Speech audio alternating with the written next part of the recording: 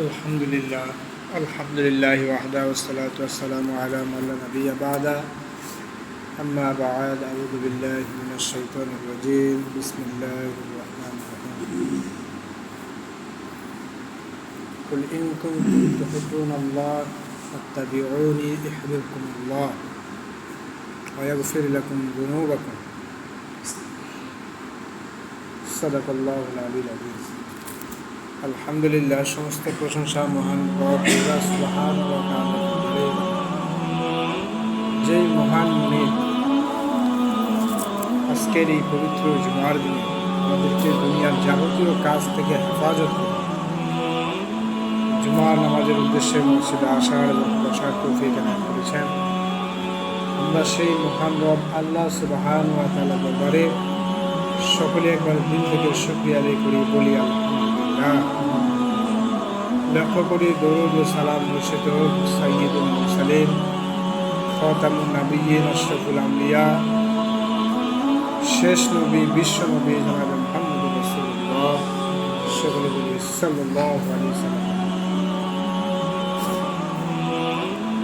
সম্মানিত প্রিয় ভাই, আজকে হচ্ছে রবিউল আউয়াল মাসের 7 তারিখ, প্রথম জুমা। এই রবিউল আউয়াল মাস আসলেই আমাদের মধ্যে একটি আমল খুব বেশি বেড়ে যায়, সেটা হচ্ছে ঈদে মিলাদুন নবী সাল্লাল্লাহু আলাইহি ওয়াসাল্লাম। এই রবিউল আউয়াল মাস, এই মাসে 12 তারিখে আমরা একটি দিবস উদযাপন করি, যে দিবসের নাম হচ্ছে ঈদে মিলাদুন নবী। আজকে 7 তারিখ, আর 5 দিন পরে সেই হিসেবে মোটামুটি বুধবার ঈদে মিলাদুন নবী। এটার গুরুত্ব আমরা আন্তর্জাতিকভাবে অনেক পেয়েছি, এবং আমাদের দেশেও ঈদে মিলাদুন নবী কিন্তু একদিন সরকারি ছুটিও আছে। বাংলাদেশের বিভিন্ন মসজিদে ঈদে মিলাদুন নবীর দিনে মসজিদগুলোকে আতশবাজি করা, নানান রঙে রাঙ্গানো, দেওয়ালগুলোতে লেখা হয়, মিলাদ কিয়াম দুরুদ পাঠ করা হয়, এবং এরপরে সিন্নি এবং কি তোবার বিতরণ করা হয়। যদিও আমাদের গ্রামে গঞ্জে কম, এর পরেও গ্রামগঞ্জেও আছে। ঈদে মিলাদুন নবী এটা আমরা যে উদ্দেশ্যে পালন করি, যে 12 রবিউল আউয়াল রাসূল পাক সাল্লাল্লাহু আলাইহি সাল্লামের জন্ম হয়েছে। ঈদ এটি হচ্ছে আনন্দ, আর মিলাদ এটি হচ্ছে রাসূলের জন্ম। রাসূলের জন্মকে উদ্দেশ্য করে আমরা বলি মিলাদুন নবী। এবং কি এমনও অনেকেই বলে যে ঈদে সব ঈদের বড় ঈদ ঈদে মিলাদুন নবী। যারা ঐতিহাসিক গবেষক, তারা গবেষণা করে দেখতেছে 12 রবিউল আউয়াল যদি রাসূল পাক সাল্লাল্লাহু আলাইহি সাল্লামের জন্ম হয়, তাহলে দিনটা সোমবার পড়ে না। দিনটা কি বার পড়ে না? সোমবার পড়ে না।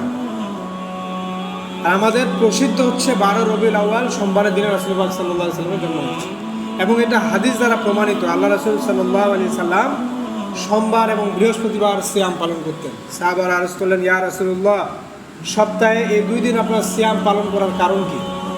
আল্লাহ নবী সাল্লাল্লাহু আলাইহি সাল্লাম বলেছেন, আমি বৃহস্পতিবারের দিন সিয়াম পালন করি এই জন্য, এই দিন আল্লাহ সুবহানাহু ওয়া তাআলা প্রত্যেকটা বান্দার সারা সপ্তাহের আমলগুলোকে দেখেন। এই জন্য আমি এই দিন সিয়াম পালন করি, যাতে করে যেই সময় আল্লাহ আমার আমল নামা দেখবেন, ওই সময় যেন আল্লাহ দেখেন আমি সিয়ামরত অবস্থায় আছি। সুবহানাল্লাহ।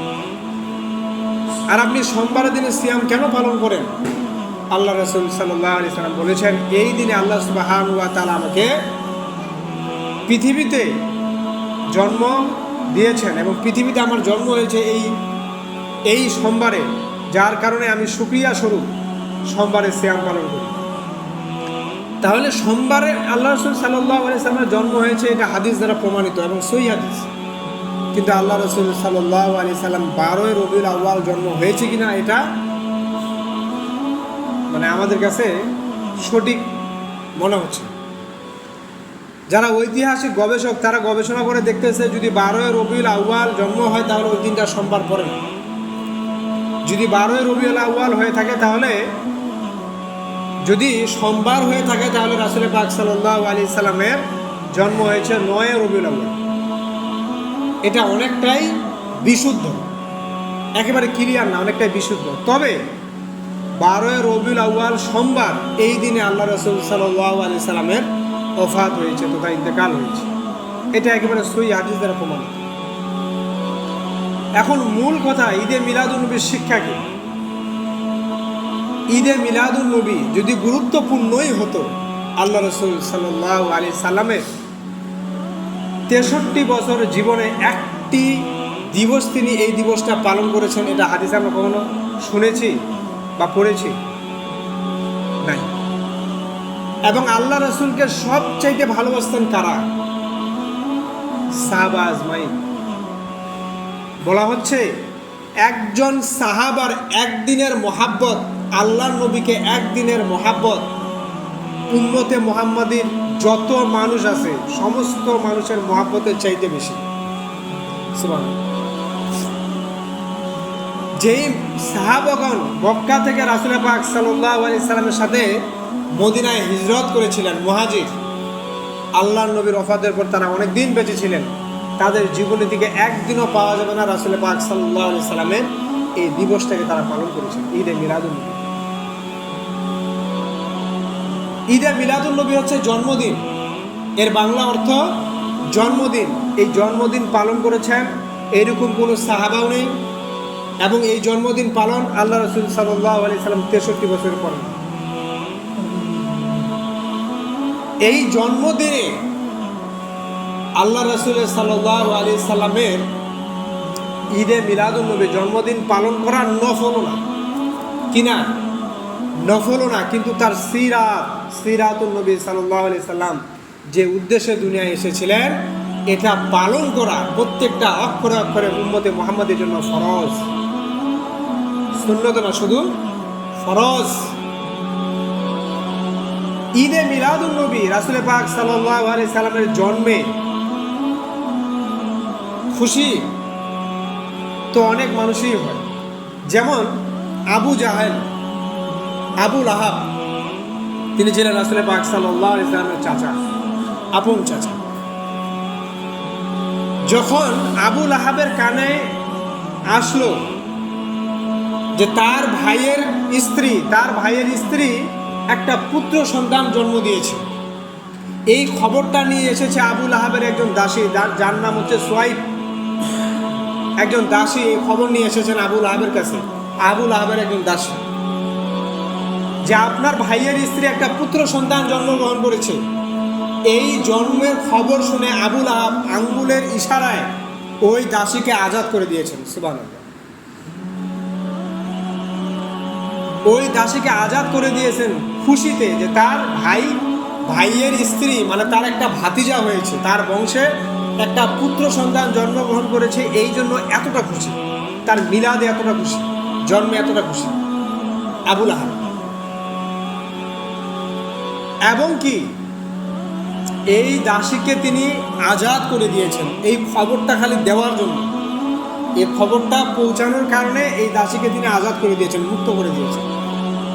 এবং আল্লাহ রাসূল সাল্লাল্লাহু আলাইহি সাল্লাম কিছুদিন এই দাসের দুধ পান করেছিলেন। সুবহানাল্লাহ। এবং আমির হামজা রাদিয়াল্লাহু তাআলা আনহু, তিনিও এই দাসীর দুগ্ধ পান করেছিলেন কিছুদিন, যার কারণে রাসূল পাক সাল্লাল্লাহু আলাইহি সাল্লাম এবং তার চাচা হামজালা তারা দুধ ভাইও হয়েছে। সুবহানাল্লাহ। 40 বছর রাসূল পাক সাল্লাল্লাহু আলাইহি সাল্লামের 40 বছরে নবুয়ত পাওয়ার 40 বছরে কোনো শত্রু ছিল না, তার জন্মে কোনো শত্রু ছিল না, তার মিলাদে কোনো শত্রু ছিল না। মিলাদ শব্দ তো বুঝতেছেন তো নাকি? মিলাদ শব্দ অর্থ কি? জন্মদিন, জন্ম হওয়া, উলিদা, জন্ম হওয়া। আল্লাহ রাসূলের জন্মে কেউ অসন্তুষ্ট ছিলেন না। 40 বছর যাবৎ তার একটা শত্রু ছিল না। তিনি প্রসিদ্ধ ছিলেন আল আমিন নামে, অধিক বিশ্বস্ত মানুষ। অনেক ইহুদি, অনেক নাসারা, অনেক বেদুইন, অনেক মুশরিক আল্লাহ রাসূল সাল্লাল্লাহু আলাইহি ওয়াসাল্লামের কাছে আমানত রাখতেন। শুধু সম্পদ আমানত না, কথাও আমানত রাখতেন। কথাও কিন্তু আমানত হয়। কথার আমানত হয় না? কথারও আমানত হয়, কথাও আমানত রাখতেন। এত বিশ্বস্ত ছিল। 40 বছরে তার কোনো শত্রু ছিল না। তার জন্মদিনে, তার মিলাদুন নবীতে কেউ অসন্তুষ্ট ছিল না। আবু লাহাব অত্যন্ত ভালোবাসত। জৈনক একজন সাহাবা স্বপ্নে দেখতেছে আবু লাহাবকে, এবং তাকে জিজ্ঞেস করা হচ্ছে তোমার সাথে কিরূপ ব্যবহার করা হচ্ছে।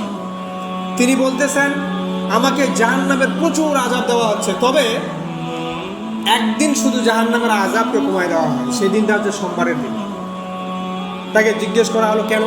তিনি বলতেছেন আল্লাহর নবী এই দিনে জন্মগ্রহণ করেছিলেন, আর তার এই জন্মে, তার মিলাদুন নবীতে আমি সন্তুষ্ট ছিলাম। সুবহানাল্লাহ। শুধু এতটুকু কারণে তার এই জাহান্নামের আযাবকে কমিয়ে দেওয়া হচ্ছে। তাহলে আল্লাহর নবীর মিলাদে আবু লাহাব অসন্তুষ্ট ছিল না, বরং সন্তুষ্ট ছিল। কিন্তু আল্লাহর নবীকে সবচেয়ে বেশি কষ্ট কে দিয়েছেন আপনারাই বলেন দেখি? কে দিয়েছিলেন? আবু লাহাব, আবু জাহেল। 40 বছর বয়সে তার কোনো শত্রু ছিল না, তার উপর কারো আক্রোশ ছিল না, ক্ষোভ ছিল না, রাগ ছিল না। যখন তিনি আল্লাহর পক্ষ থেকে ওহী প্রাপ্ত হলেন 40 বছর বয়সে, সে সময় মক্কার একটা নিয়ম ছিল, সাফা পাহাড়ের উপরে সুবহে সাদিকের আগে যদি কোনো মানুষের গুরুত্বপূর্ণ কোনো কথা থাকতো, এই পাহাড়ের উপরে উঠে সুবহে সাদিকের আগে উলঙ্গ অবস্থায় ডাক দিতেন, ইয়া সবাহ, হে পাহাড়বাসী, এভাবে ডাক দিতেন। আর এই কথাটার অত্যন্ত গুরুত্ব ছিল।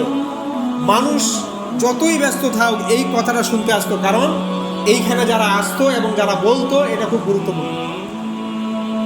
আল্লাহ নবী সাল্লাল্লাহু আলাইহি সাল্লাম যখন ওহী পেলেন, নবুয়ত পেলেন, তখন তিনি এই সাফা, এই পাহাড়ের উপরে উঠে সুবহে সাদিকের আগে তিনি ডাক দিলেন, ইয়া সবাহ, হে পাহাড়বাসী, এদিকে এসো। এই আরববাসীরা তারা খেয়াল করলো যে যেই সময়ে ডাকা হয়েছে এই সময়টা একই গুরুত্বপূর্ণ, 1 নম্বরই গুরুত্বপূর্ণ। যেই স্থানে ডাকা হয়েছে স্থানটাও গুরুত্বপূর্ণ, এবং যিনি ডেকেছেন তিনি আর কেউ নন, বিশ্বস্ত মানুষ, যিনি শয়তানি করেও একটা মিথ্যা কথা কোনোদিনও বলেন না, যার কাছে একটি কথার আমানতের চুল পরিমাণ খেয়াল হয় নাই, এমন একটা মানুষ ডেকেছে। প্রত্যেকটা আরবের মানুষ উপস্থিত হয়ে গেছে তার এই এলান শুনে। হাদিস শরীফে এসেছে, তাফসির ইবনে কাসিরে এসেছে, যেই সমস্ত মানুষরা শয্যাশয়ী ছিল, বিছানা থেকে উঠতে পারতো না, অসুস্থ ছিল, এই লোকেরা কিছু অর্থ দিয়ে হইলেও তার একজন প্রতিনিধি পাঠাইছে যে মুহাম্মদ কি বলতেছে শুনে আসো। সুবহানাল্লাহ, কতটা বিশ্বস্ত। আল্লাহ নবী সাল্লাল্লাহু আলাইহি সাল্লাম বললেন, আমি কি তোমাদেরকে এমন একটা বাক্য শিখাবো না, যেই বাক্য শিখলে পরে, যেই বাক্য মানলে পরে তামলিকুনা বিহাল আরব, গোটা বিশ্বের তোমরা মালিক হয়ে যাবা, গোটা আরবের তোমরা বাদশাহ বনে যাবা। এমন একটা আমল কি, এমন একটা বাক্য কি আমি তোমাদের শিখাবো না? আবু লাহাব সহ সকল আরবের লোকেরা বলল, হ্যাঁ হ্যাঁ অবশ্যই, আপনি আমাদেরকে শিখান। সেই বাক্যটা কি?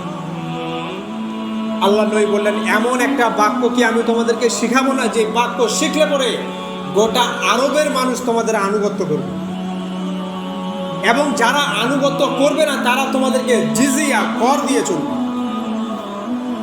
আরবের লোকেরা আবু জেহেল, আবু লাহাব, উতবা, সাইবা, সেই সময়ে যারা নেতা ছিল, সমাজপতি ছিল, তারা বলতেছে অবশ্যই বলো, আমরা তো এটাই চাই, আমরা তো এটাই চাই, সমাজের আমরা অধিপতি হতে চাই।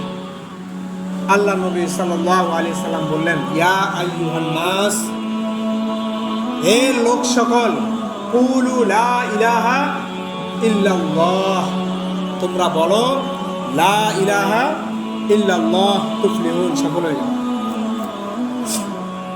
সর্বপ্রথম যেই লোকটা মিলাদুন নবীতে খুশি হয়েছিল আবু লাহাব, এই লোকটা সর্বপ্রথম আল্লাহর নবীকে গালি দিল সেই জায়গায়। আজকে লা ইলাহা ইল্লাল্লাহ এর অর্থ আমরা যদিও না বুঝি, আবুল আহাব কিন্তু ঠিকই বুঝেছেন, এর অর্থ তিনি ঠিকই বুঝেছেন।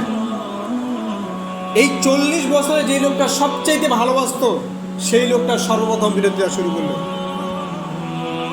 তিনি বলতেছেন ধ্বংস হোক মুহাম্মদ সাল্লাল্লাহু আলাইহি সাল্লাম নিজে, নাউযুবিল্লাহ। কে বলতেছে? আবুল আহাব, যিনি যার জন্মের কথা শুনে তার একজন দাসীকে আজাদ করে দিয়েছেন। তিনি বলতেছেন ধ্বংস হোক মুহাম্মদ সাল্লাল্লাহু আলাইহি সাল্লাম, এর সাথে ধ্বংস হোক তার পরিবার পরিজন, এবং ধ্বংস হোক তার জবান, নাউযুবিল্লাহ মিন যালিক।